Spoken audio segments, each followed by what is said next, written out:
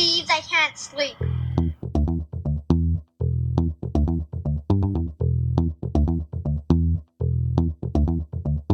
It's time to listen to Courtney at last on the Ramblings of an Insomniac podcast.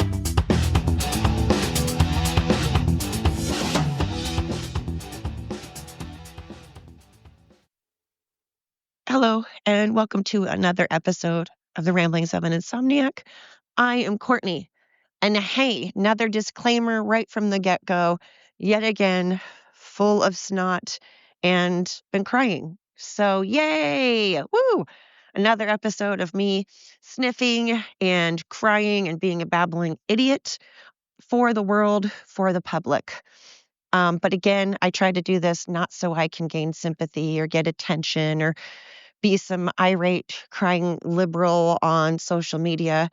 It's because I'm genuinely doing this podcast, like I originally started out, to get information out about my mom and dementia and how COVID affected all of our lives, and just to talk about things that affect my life and that have been going on, because maybe somebody out there might go, okay, I get that. It's nice to know that there are other people that understand what I'm going through.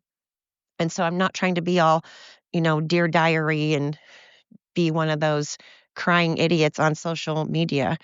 But today, unfortunately, I'm a crying idiot on social media. And anyway, hi. Welcome to another episode of the Ramblings of an Insomniac. I am Courtney. Thank you very, very much for tuning in. I appreciate every person that takes their time and energy to willingly listen to me. Like I always say, I hope you're not forced. I hope this isn't under duress and some torturous thing that you're subjected to. I hope that you're tuning in because you want to hear me with my snot bubbles and babbling ridiculousness. You still listen, and that takes a lot. That says that you are kick-ass, that you are a badass motherfucker, because you can keep up with me, number one, and you can put up with all this nonsense. So thank you. This is just kind of a quick little thing. Like I've talked about before, I've been going through a lot of stuff, and it has been causing a lot of anxiety with me, and even more insomnia, and just grief and stress and all of the fun stuff. And now I've got to find my dog, Mosby. Okay, this is another thing you'll hear. Come on, Mo. Good boy. You'll hear me calling for my dogs, and my dog's panting, and birds and crickets and sirens and Amazon drivers and all of that good stuff. So if you're listening for quality, this is not your podcast. But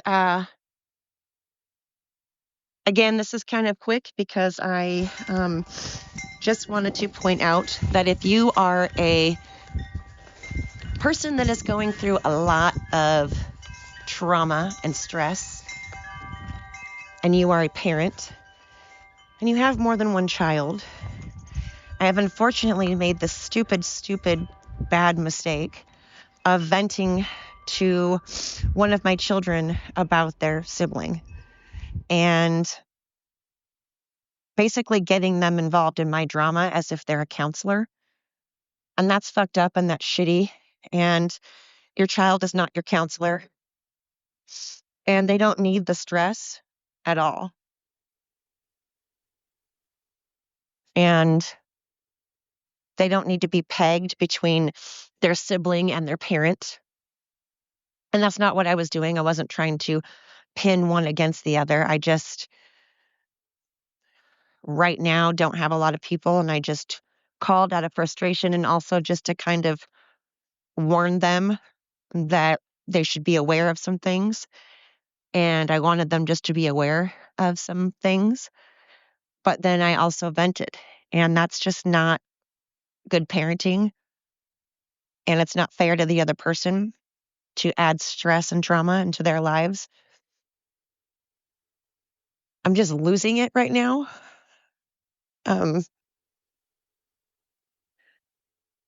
God, I'm really trying.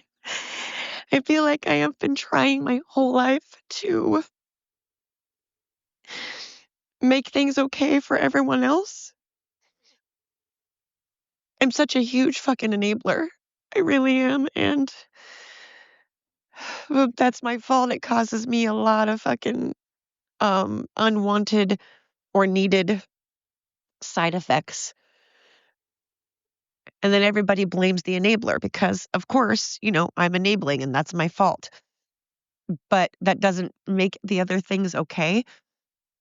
And there's a lot of times that I have not enabled. There's a lot of things that have gone on in my life that I definitely did not enable. I didn't do, and they've still happened to me.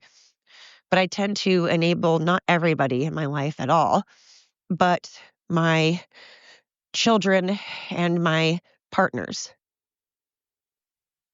I don't enable anybody else, but I enable my children and my partners, and that has done nothing but bit me in the ass and caused me to do a podcast and cry for everybody to hear and make an idiot of myself. And,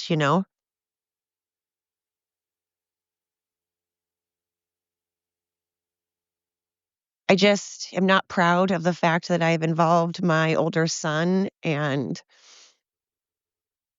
I don't want to cause him stress and I don't want him to deal with all of this because then his brother calls him and he bitches and he just doesn't need to get in the middle and doesn't have to hear it. He's a father. He has his own struggles going on, and I just now feel bad about that. So then I get in this cycle where I feel so guilty and so bad that I hurt one son and then another son, and I don't see eye to eye and never have. Like pretty much since birth. I know that sounds shitty and people are going to go, wow, this parent is admitting and saying that like since birth she hasn't liked her kid, and that's not what I'm saying. I absolutely love and worship both of my children equally. But I admit 100% that I don't always like um them. That there have been times I haven't liked them, or I haven't liked what they've done, or I haven't liked what they've said, or I haven't liked their decisions. And there have been times that I have felt like that one of my sons, just pretty much since birth, he has had colic. He has done nothing but scream and cry since birth. And that sounds horrible. It sounds like I'm sitting here going, oh my God, you're faulting your baby. I'm not faulting my son. I'm saying that I feel like he's just always been a depressed, angry child. And growing up, we have all tried everything to help him, to offer counseling, to offer so much. And he tends to just, he's one of those that blames everybody else, says he hasn't had support. And it's just really hard when you have a bad relationship with your own flesh and blood.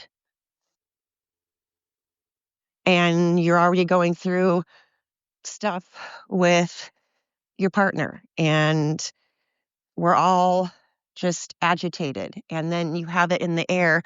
Oh my God, I lost my dog again. Mosby! Okay, we're going to pause for a moment. Come on, Momo! Good gravy. I can't do this. All right, I think we're pausing. Okay, sorry. Um, oh, it's just hard. And it's hard when you're a parent and you are really, really honest with yourself and you know you have a different relationship with each child. And one of those is just a toxic one. And if it's always been that way, it just sucks.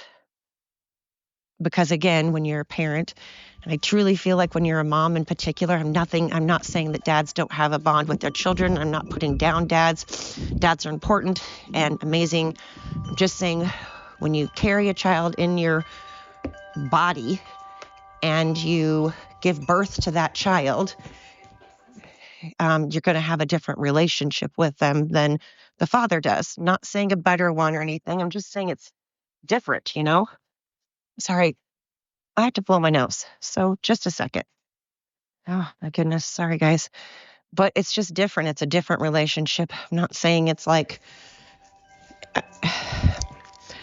I love my son. I keep saying this, but it's just been a lot lately. And when you come to the realization that maybe the best thing after you've tried everything you feel like you can try, sometimes the only thing left is to cut ties with that person, whoever that person is that's unhealthy for you, whether it's a friend or a partner or a family member. If it's unhealthy to one or both of you, then it's just probably not good to have around because life is too short. Oh my God, my dogs are absolutely going bananas. I swear it was a full moon like yesterday or the day before. And I swear to you, you can ask any caregiver, any person that works like in hospitals or caregiving facilities or anybody that works with dogs. I'm telling you, it's not a wives' tale. Full moon affects people because I swear the day before a full moon, the day of the full moon, the day after, like those 3 days, everyone and everything loses its goddamn marbles. They just lose it. And nowadays it's hard to tell because everybody is losing it. Like every single time I turn on the TV or walk outside or watch social media, it just seems like someone is fighting and angry, and it's just exhausting, Although I do have to say, social media really does amp up the negativity because where I live, people are still buying coffee for each other. People are still helping each other. I heard a story the other day of one of my customers that said that they were in line and they accidentally forgot their wallet in the car, and the person behind them misunderstood and thought that they didn't have enough money. And so they offered to pay for his groceries. Like just offered some stranger that he didn't know, offered to pay for his groceries. I had my coffee paid for. There are good people and there are far more, like Luke Bryant said, I believe people are good. I believe most people are good and most mamas ought to qualify for sainthood. I do believe most people are good, but lately it's hard to see those people because social media likes to show all the negativity. And that's why I took a break for a while. I just felt I was getting sucked into all the negativity and not remembering that life is out there. There are birds, there are cute animals, there is grass, there's, just life to live. And I can't keep getting sucked into other people's drama. I can't suck other people into my drama. So I wanted to do a podcast to remind people that no matter how much drama you have going on, try not to suck other people into it. It's one thing to confide and vent to a friend or a partner or a loved one or a coworker and vent, to talk to a counselor and vent and reach out for help.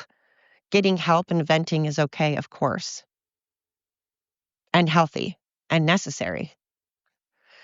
But dragging other people into your drama is it's not necessary and it's not good for that other person. That other person, I'm sure, has a lot of their own stuff going on. And again, I understand that's what friends are for. So I'm not talking about just confiding in a friend or whatever. That's not what I mean. But there's a difference, Hey, come on. Good. Yes. Anyway, so today I'm going to try really hard to focus on what I can control. Guys, come on, guys, let's go. Come on, Mo. Focus on what I can control. Focus on the good. Focus on the positive. Mo, come on. Focus on the positive stuff that I can control and try to live my life and make choices that are healthy for me and good for me. Because, again, not to hammer this in every single podcast, but life is too freaking short to be surrounded by the negative drama, especially stuff that isn't your drama. What is that saying? Something about not my circus, somebody else's monkey or something like that. I feel like Bush when he's like, Fool me once, shame on you. Fool me twice, shame on me. Fool me 3 times, whatever the fuck he says.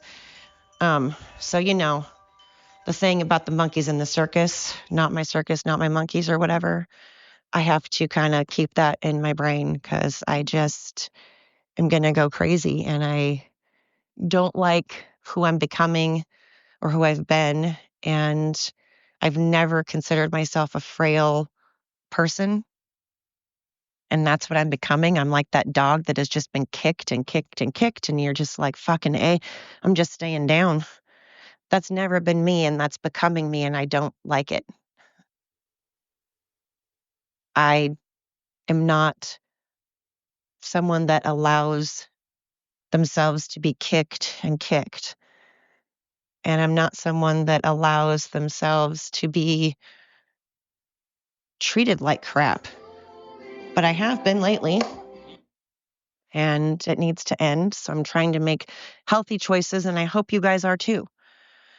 I wanted to do a podcast to remind you guys to get out of that cycle and,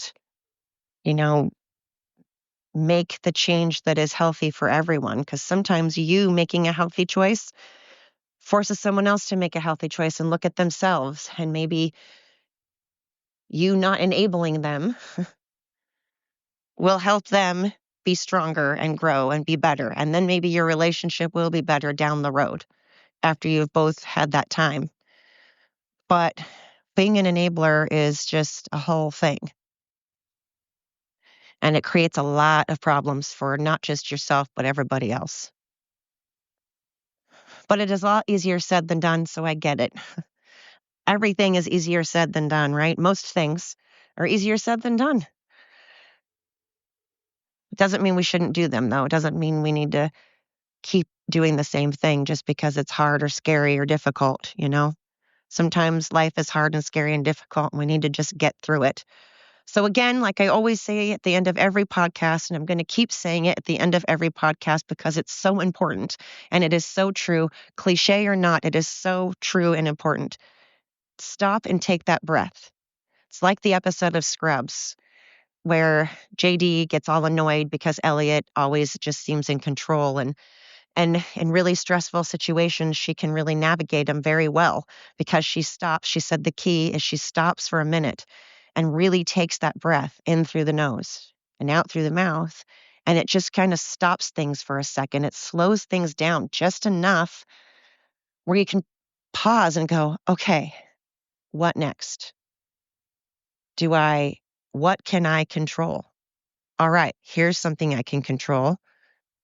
What's the solution? What can I do? So that is what I'm trying to do. And again, I'm going to say this all the time. Life is very, very short, and it's just not worth it to have everybody else's drama and your own. Usually people have enough of their own and they don't need to add more to their plate. So don't add your drama onto others and don't take on everybody else's. I'm learning that. And I'm telling you, as someone who has done it her whole life, it is making me have wrinkles and insomnia, and it's not going over well. And it's causing a lot of hurt in my relationships. So don't be me. Or be me, because now I'm realizing those things are not healthy. So, or be me. Or be you. You be you. Don't be me. You be you. You be the best you. And you know how you can help? You can listen to my podcast along the way. You can pop it in when you want to feel like, hey, this person's crazy. At least I'm not as crazy as her. So if you need a confidence boost on, hey, maybe you're not so crazy after all, because listen to me. I'm batshit. So thank you so much to every single person that has listened to me for the first time or been with me since the beginning. You guys are the mostestest, bestestest, and I genuinely appreciate it. Tell a friend, tell a neighbor, tell a coworker, tell a family member, tell everyone. Until next time.